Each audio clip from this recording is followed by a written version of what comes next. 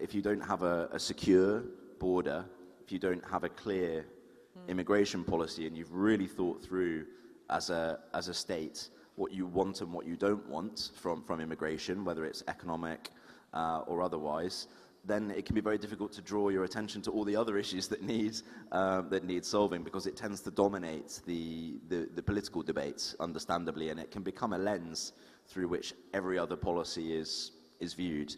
So I think the quicker the UK resolves what its medium to long-term immigration policy will be in general, the better.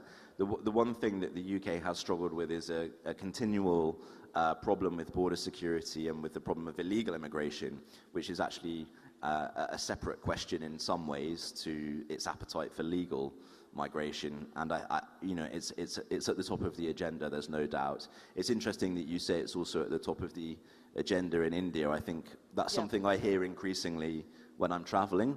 I don't think it's something that's particular to so-called Western democracies. I think it's an issue now that's actually affecting a lot of states. Yes, every country is dealing with it now. One question which I want to ask you, which I think you'll have to wear all your three hats: foreign policy, politician, as well as media. And we're talking still about immigration and stuff like that. India's long grappled with this issue that, under the garb is something which is a very sharp comment, but you have these protection of media laws, and under that umbrella, there are some people who do these protests in your country who are seen in India as secessionists and who are promoting secessionism in India. And those protests are quasi-violent. There are people who have attacked the Indian High Commission, burnt the Indian flag, but then it comes under this free speech umbrella in your country. It does harm, at least on the street. Indians do not like the idea, and there's an aggression that Indians have regarding Britain, and it's only because of some elements like this. Is there no way that this can be stemmed in some manner? I'm certainly familiar with the issue that you're raising. It's something that, again, the domestic internal politics of India are, as an outside observer, like any country in the world, including the UK, they can be complex, and there can be issues in that domestic political picture. I'm afraid my view is that they shouldn't be played out in the streets of the UK. That's my view. Now, notwithstanding the fact that there are important rights in the UK around free speech and the right to protest, which I would always defend, actually, my view is that it's not beneficial for society in general in the UK, and I think this is also something that a lot of younger people are thinking, frankly, for the domestic politics of any country in the world to be played out, for example, in London. I'm sorry, but that's just not what we should be doing anymore. It's not going to be the stage on which every single internecine political issue around the world, of which there are many thousands in every country, London can't be the stage for all of that, I'm afraid. So I think we're going to draw a line on that one soon. There have been some attempts to make sure that those factional issues are not affecting, the kind of everyday peace and stability of the experience in the UK. But it's one of the things I think is very important. That said, it's not for me to take a particular view on any of those issues, because actually I'm a believer that those issues are for Indians to determine. They're not for the British to determine. That said, the security of what's allowed in London and what's allowed in the UK is an issue for the British to determine, in my view. All right. One question on social media. What is your view about the impact of social media on the population of Britain, on generally what is happening even with the war, and so much of disinformation which is put out there in the social media? Do you feel regulation is the way, or self-regulation, or there's some way to control the amount of disinformation which is out there? Last question, because I think we're running out of time. Well, it's a happy happenstance that we're both in media, and I find the media economy in India to be completely fascinating, and it's been a wonderful thing at NXT to be around your talented young journalists across all of the channels that are here in India. It's a vibrant media economy, and actually I think the Indian hunger for news is extraordinary. In social media, I can just say a few things that have happened in the past couple of weeks, in fact months. For the first time recently, the number of monthly views or monthly audience for YouTube in the UK exceeded the monthly audience of the BBC as a whole. That's a very big shift for media consumers in the UK. It's now the case that I think 50% or so of the videos that go viral in the UK on YouTube, they look like they have a traditional TV format. So it's almost as if the traditional forum or the traditional setting of a TV news channel is now transposed onto YouTube, and the distribution mechanism has completely changed. And I think that's a technological shift that probably won't reverse. Do you see an anti-India sentiment in social media or traditional media increasing in Britain, or do you see it balanced? It's not something I'm happy to say that I've noticed in particular, but the reality is that many of the social media platforms that are most used in Britain, they're not British platforms, they're US platforms, and they're regulated in Britain to an extent, but they're not fully controlled in any sense by the government of the UK. And actually, I'm one of the people who think that that's probably a good thing. There has to be a sensible balance when it comes to regulation. And, you know, if you want my personal view, I think the UK is currently in danger of over-regulating the social media space rather than the opposite problem. The UK has a very long and proud tradition of free media and free speech, and that's a wonderful thing. But I think the thing that hasn't really been understood by the politicians at the moment is that, as we were saying earlier, the platforms have just completely changed. I mean, you know, it's going to be the case that many more consumers are now going to consume news that's basically AI delivered and AI driven. They will want to have conversations with their chatbots to deliver their media consumption. And I was reading the traditional newspapers here this morning, which were, you know, delivered to my hotel room, thinking, I wonder how long it will be before some of those formats are completely revolutionized by AI. It's definitely coming in the UK.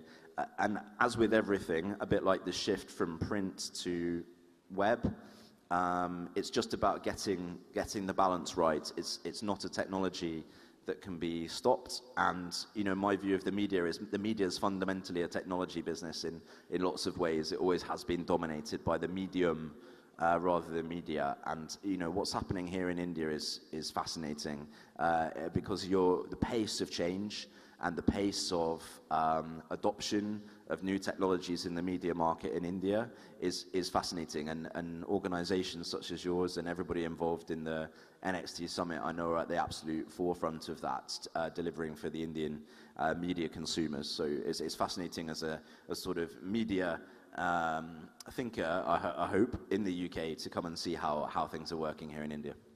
Thank you so much for speaking with us.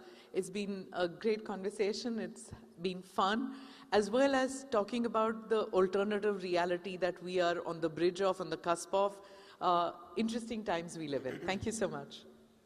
Thank you. Thank you so much to both of you for joining us for this inaugural session on day 2 of NXT 2026. Lord Kempsell, thank you for your time. And Smita Prakash, thank you for your moderation. Of course, we know her due to ANI, but as we were saying, it's good to have the face of a person from an agency as well in front of us. All right, let me quickly now switch our segment to Next in People. People-to-people ties are important in building bridges between countries, and in fact, the next panel does have individuals from multiple countries together. We're very happy to discuss the theme of the future of local governance. To call on stage now, member of the House of Representatives from New Zealand, Mr. Tangi Utikere, Member of Parliament. Could we please have you on stage? Mr. Utikere, welcome. Also with us is member of the Riki Kogu, Estonia, Andrei Korobenik, Liga. Mr. Korobenik, welcome. Thank you very much for joining us at NXT. Arjuna Sujiva is also with us live. Member of Parliament, Sri Lanka. Mr. Sujiva, thank you for being with us. Good morning. Let's please have you on stage. Also, Dr. Martin Daly, member of the Irish Parliament, joins us as well. Tekadela. Dr. Martin Daly, let's have you on stage as well. Dasho Sangye Khandu also joins us this morning. Deputy Speaker of the National Assembly of Bhutan. I warmly welcome you back to the stage of NXT, Dasho Khandu. And this session will be moderated by a very erudite speaker himself, the founder of India Foundation, Sri Shaurya Doval. Sri Doval, I hand the floor over to you now. Thank you. Good morning, and welcome to all the delegates. Welcome to India. This panel is very short. It's been given 25 minutes, and I think I have a very distinguished panel of 5 people. So I don't know, I'll try and do justice to all of you in terms of the questions I ask of you. But the topic is so complicated that I'll have to give a little bit of context. So I'll try and be as short as possible. But I just need to bring to the attention of the audience that today we are going to talk about the future of local governance. And local governance remains a very important issue for most governments, for most societies, for most economies. In India, for us, India's local governance is empowered by the 73rd and the 74th Constitutional Amendment, which talks about issues like urbanization pressures, fiscal constraints, and digital divides. The 3 big issues that local governance faces in India. Under this government and under our 16th Financial Commission, we have allocated over 4.5 lakh crores towards local governance in projects like the Smart Cities mission. Yet the challenges remain. In India, our biggest challenge is fiscal dependency. Out of the 29 devolved subjects like water supply, sanitation, etc., which are given to local governance, by the fact that local bodies generate 60% of our GDP, they only receive 0.6% of their own revenue, hence relying completely on state grants. So while they are the generators of the productivity, they have no control over their fiscal. They have no fiscal autonomy. The second problem that we have, which we call as the 3F's devolution gaps. These urban local bodies or gram panchayats and local governance don't have neither the functions, nor the funds, nor the functionaries under their control. That is also with either the state government or the federal government. Then we have these urbanization strains. As India becomes increasingly urbanized, we find that many villages, etc., the local bodies have no jurisdictional authorities over these suburbs. And then, of course, the participation is very low because there is an elite capture of these institutions, and digital exclusion limits the impact of people's participation. So it is in this context, gentlemen, that I will ask you that, are the challenges that are being faced by India, which range from the local body level, from climate change, adaptation and resilience, to rapid urbanization, to, as I talked about, financial constraints, digital transformation, technology and workforce shortages, and even now cybersecurity and emerging risks.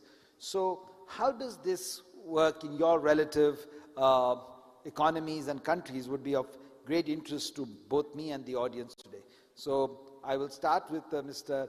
Andrei Korobenik from Estonia. And I'd like to ask you, sir, that Estonia is known worldwide for its advanced digital governance system. And it provides Estonia with an experience of how Estonia can help India digitize governance against our 25 million panchayats. So how can Estonia's digital governance model, you think, help countries like India that are trying to deliver digital services at a very large scale? Yeah, thanks a lot for having us here. Estonia has slightly different issues comparing to India. It's a tiny country, and in rural areas there is not a lot of people living. So for us, the issue is that the state services are not always there. And what we do, I think, is the challenge for a lot of European countries. We try to help regions to provide the services from the large cities online. So we have online medicine. Every citizen has an access to e-government services. So people in Estonia don't go to physical banks, for example, for, I don't know, 30 years already. So they do everything online. They don't have to file tax declarations on site. They do it online. You can even marry or divorce online. So and you can vote online as well, which is actually pretty convenient because on both local and state elections, more than half of population actually vote using computer or mobile phone instead of going to cast a ballot manually. So that saves a lot of time and effort. But all those issues you mentioned are there. So, for example, local governments don't have enough money. They produce a lot of GDP, but they don't get it back. So what we do, we introduce different types of sort of like resource taxes.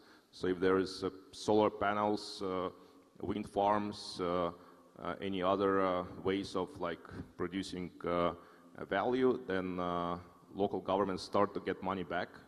That helps them, to make peace with all those maybe not that nice ways of producing values. Like people don't like wind farms, but if they start earning money from that helps. But of course, the challenges you face are probably pretty common for all the countries in the world. People move to large cities. People don't live in the rural areas anymore, and it's really hard for the state governments to help those areas to, be successful. And in your own experience in Estonia, what did the government, in your view, did right to allow this adoption of technology and digitization to happen at a quick scale? How did you get scale? Yeah, it's a bit long story, but in short, we have this underlying infrastructure that is essential, because otherwise you have really a bunch of different fragmented services. We call it X-Road, and it's used by several countries. Finland, for example, is using our system, and India can do it as well. It's free. You just implement it, and all government services start to talk with each other using this system. We never ask for data twice. So if you once submit, for example, your home address, it's there. The other services don't ask for it. And another essential thing is that you have to use some sort of digital ID. So every citizen has to, have something that helps him to log in into those services, and that's it. On top of that, you can build whatever, and it works. I know, UK and partially New Zealand as well are really advanced in this. So that's important that you do those steps before you start building services, because otherwise it's going to be a total mess. Thank you, Mr. Korobenik. My next question is to Dasho Sangye Khandu from Bhutan. Bhutan has a very strong tradition of community-centered governance and environmental protection. Local governments often play a very key role in maintaining this balance between development and environment. How can you explain how does in Bhutan local governments work closely with communities to protect the environment while also ensuring that development is not affected? Thank you very much. It's all about the responsibility the individual takes. Is not about inside-out approach, but outside-in approach. See, in Bhutan, the Article 22 of the Constitution says the local government should remain all the time apolitical. And His Majesty the King has always stressed that the local government is the nearest government to the people. You see, the people works with the local government day in, day out. They are elected. So no matter whether you go digitized or whether you remain traditional ways of doing things, it's about the accountability. It's about how people can hold the leaders accountable. First thing is the notion that the people should have inculcated in their brain, in their blood, that the environment, socio-economic development, whatever, culture, whatever, is so important for us. So how do we maintain this? It boils down to, see, as an elected individual, it's very difficult to balance it. We are driven by so many interest groups. There are so many people approaching us with certain requests and all, so on and so forth. But ultimately, it boils down to the individual whether to really take a risk and face the people and be able to answer to the people. And people are not willing to really agree to the answer that is baseless. So it is about how we manage the things. Our people in Bhutan are responsible. There should be a self-policing. I think you understood me. A self-policing. No. Individual are all police. They don't need another policeman to police them.